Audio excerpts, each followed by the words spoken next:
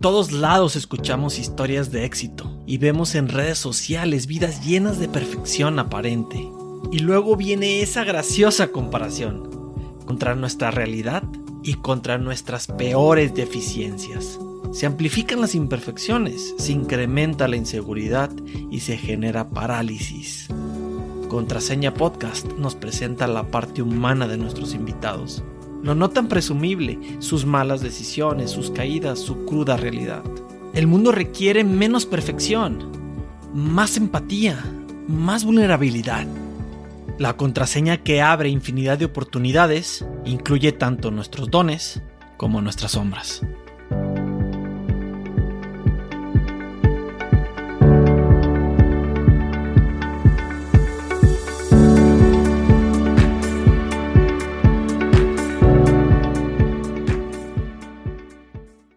Así que vamos a comenzar platicando un poquito de tu infancia. ¿Cómo fue en términos generales tu niñez, tu infancia? ¿Cómo la recuerdas? Híjole, en términos generales, una infancia difícil, con muchas aventuras, con mucho bullying, difícil en cuestión de el descubrir que no era normal o no era común a todos, ya que pues siempre estuve en un colegio de puros varones y fue difícil, ya que pues desde que tengo uso de razón siempre me sentí distinta y más nunca tuve el miedo a hacer la cosa de los niños, a enfrentarme, en encararme cuando ya me tenían ahogada hasta la madre con el perdón y sí, pues no dejarme. A ver, aquí creo que hay muchos temas en los que podemos profundizar y entender mejor. Dices mucho bullying. ¿Qué tipo de bullying recibías? ¿De qué te acuerdas? ¿Qué es lo que más marcada te dejó? Híjole, pues el señalamiento, ¿no? De ay, eres afeminado, eres gay, o el típico de nuestra época, pues eres el jotito. Ese era el bullying que recibías, te decían jotito, gay, homosexual, ese es el bullying que recibías. Así es. ¿Y cómo lo tomabas tú? ¿Te enojaba, te frustraba? ¿O llegó un momento en el que ya te acostumbraste? ¿Cuál fue ese proceso? Fíjate que acostumbrarme nunca, creo que nadie se acostumbra a las agresiones, ni físicas ni verbales, y pues siempre fue a como llegar a un tope y enfrentar a la persona que me estaba agrediendo y pues ponerle un alto y pues por lo general era cada año escolar, cada año que me agarraba a golpes. O sea, alguien te hacía bullying y tú los enfrentabas y tratabas de ponerles un alto diciéndoles, a ver, tranquilo, ¿y los peleabas o de qué forma lo hacías? Sí, agarrarnos a trancazos, o sea, ya cuando me llegaban al límite de mi paciencia. Pero un gay y un homosexual normalmente no se agarra a golpes con alguien machito. ¿Cómo hacías? Porque como mi papá, aparte de ser médico, también fue charro y era pues persona que le gustaba mucho el campo, nunca me hizo como, ay, pues eres como afeminado, pues te voy a hacer, te voy a cuidar y no hagas por ser afeminado, ¿no? Al contrario, fue más rígido conmigo mi papá por ser afeminado. Y así es que pues no, nunca le tuve miedo ni a los deportes, ni a los trancazos. Y ya después de que te enfrentabas a ellos y te peleabas, ¿ya esa persona te respetaba o decía, ay cabrón, ya no me meto? ¿O funcionaba? Sí, sí funcionaba, pero al siguiente año llegaba otro gandallita y era lo mismo. O sea, fue eso creo que durante lo que fue primaria y secundaria.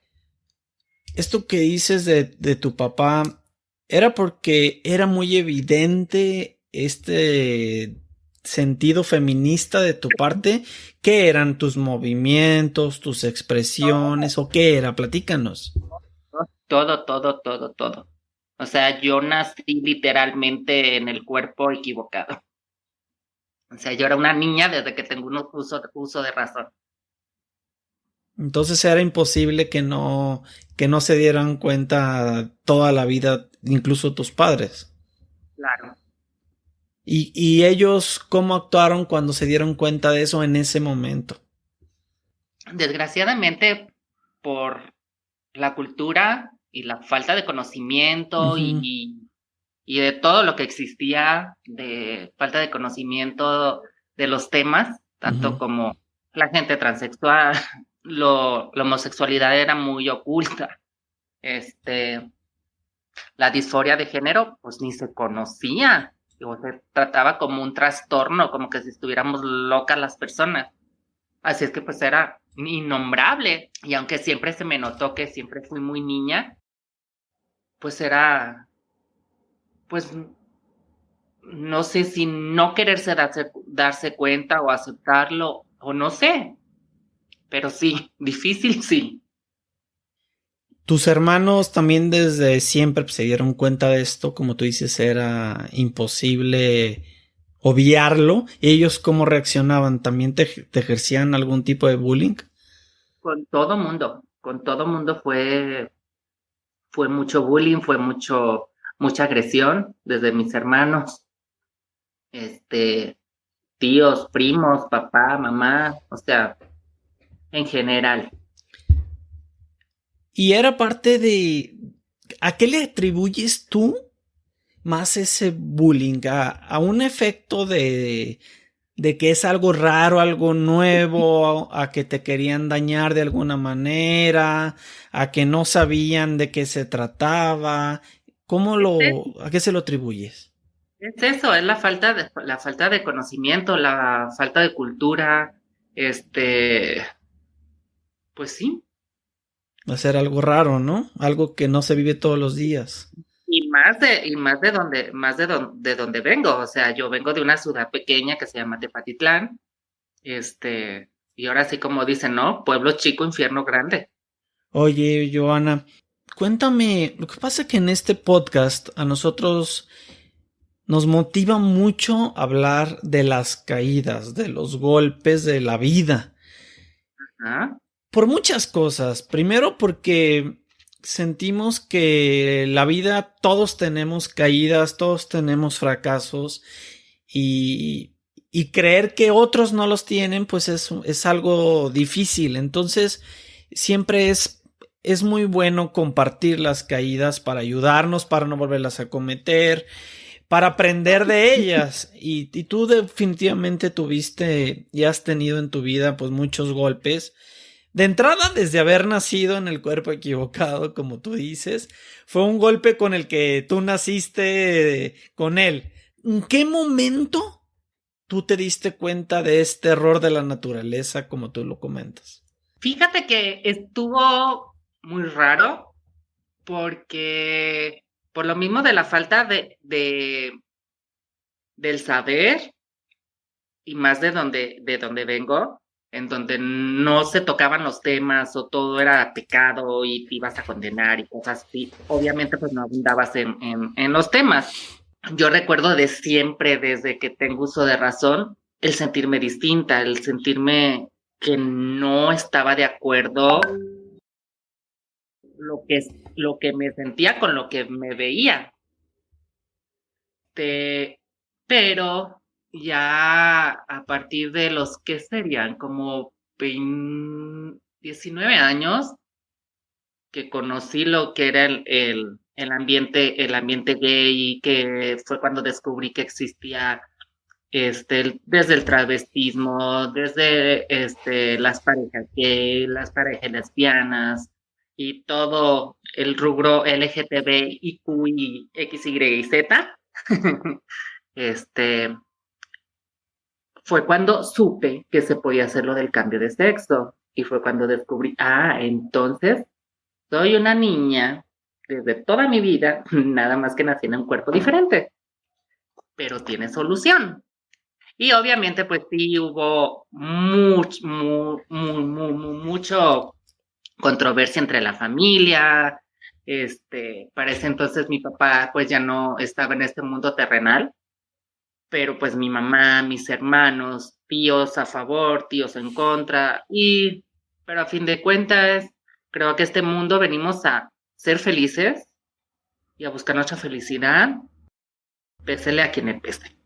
Ahorita vamos a hablar muy a detalle de esa decisión tan fuerte que tomaste. Pero antes de entrar a eso, quisiera explorar dos cositas que me parecen muy interesantes contigo. La primera es, antes de los 20 años, cuando te diste cuenta de que había esa alternativa, ¿qué pasaba por tu cabeza en qué seguía? Voy a esto. ¿Pensabas el trabajar internamente, el dejar de ver, el cegar ese sentimiento de soy una niña dentro de un cuerpo de un niño? O sea, ¿tratabas de luchar contra eso? Esa era una opción que se me ocurre. Otra era simplemente lo dejabas fluir y que el mundo ruede.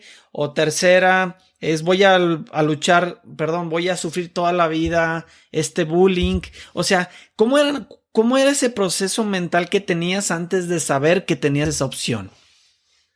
Fíjate que nunca dejé de ser yo, a pesar de que no lo sabía que existía la opción, pero nunca dejé de ser yo, nunca cambié en mi forma de ser, nunca la cambié.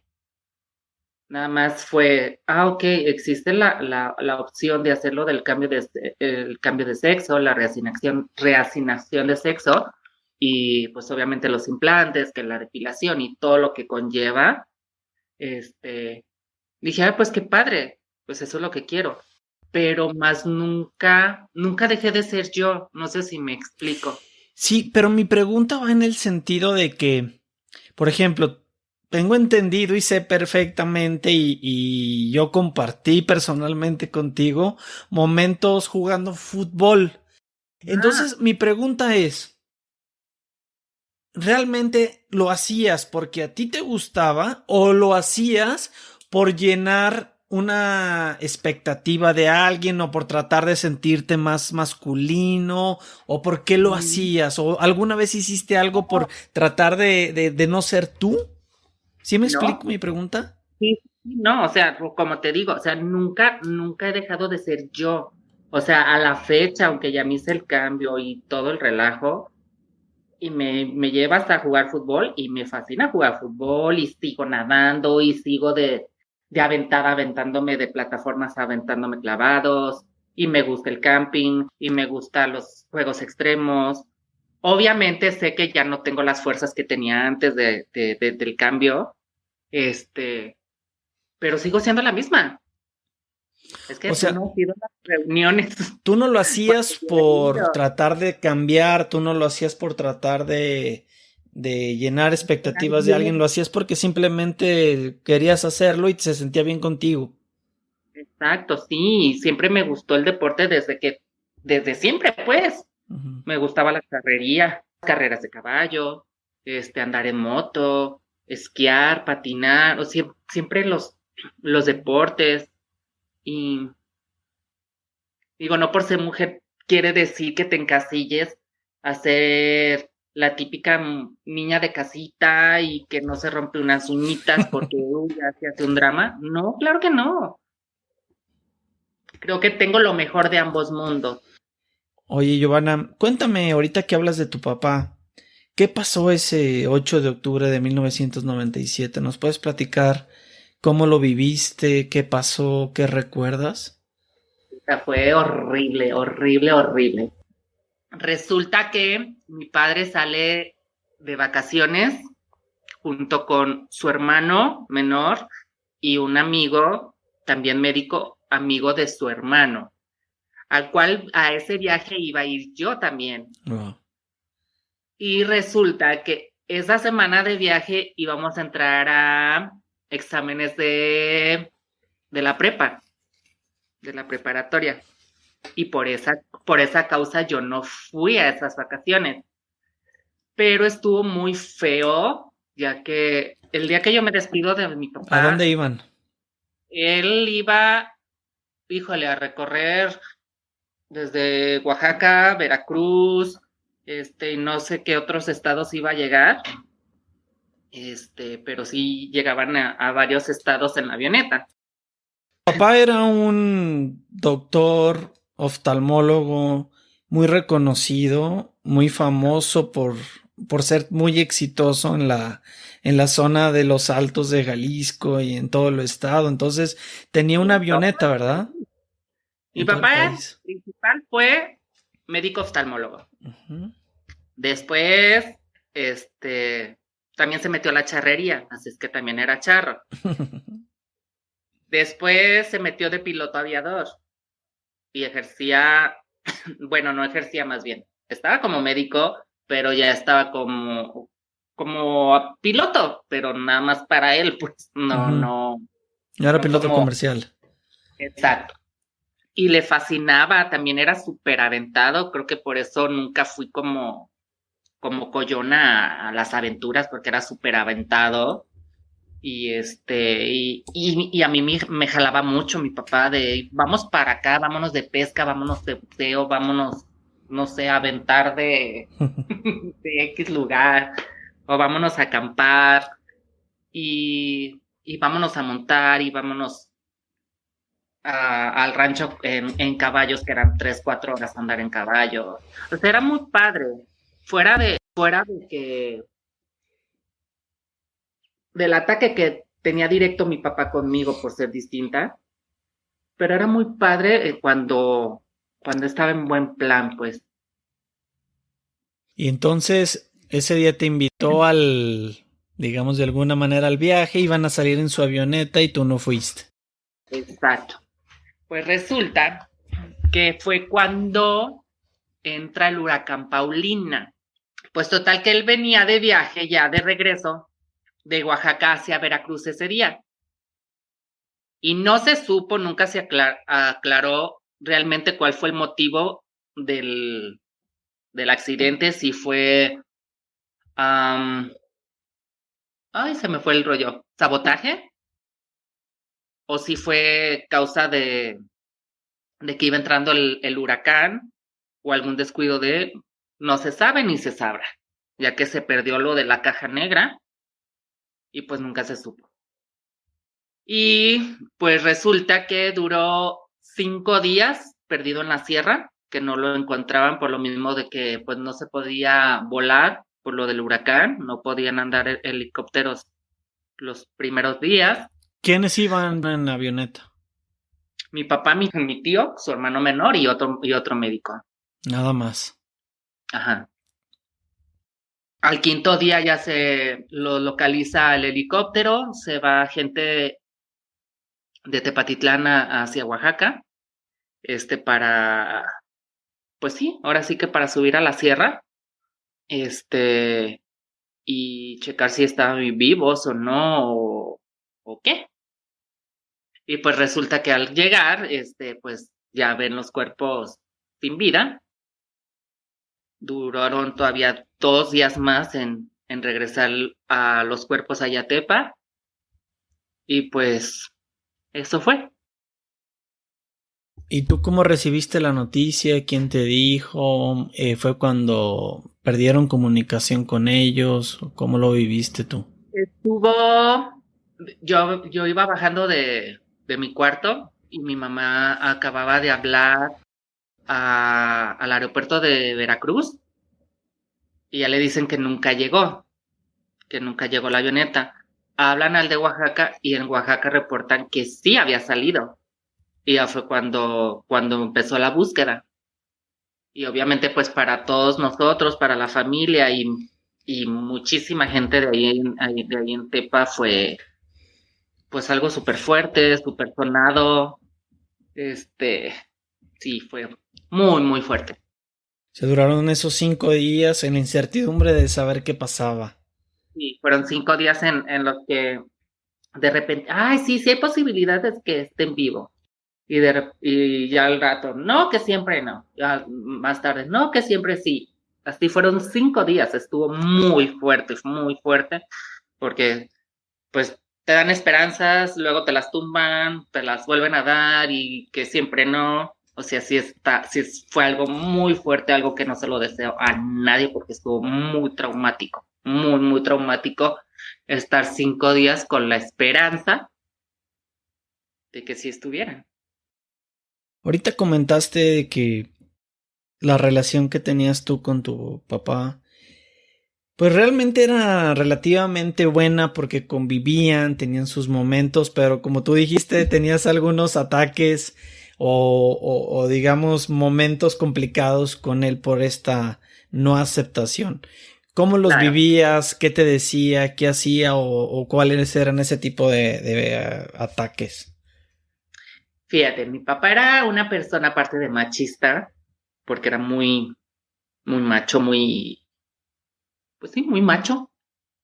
Aparte, demasiado creyente, creo que a cierto grado medio fanático con la religión católica, y pues era un pecado, ¿no?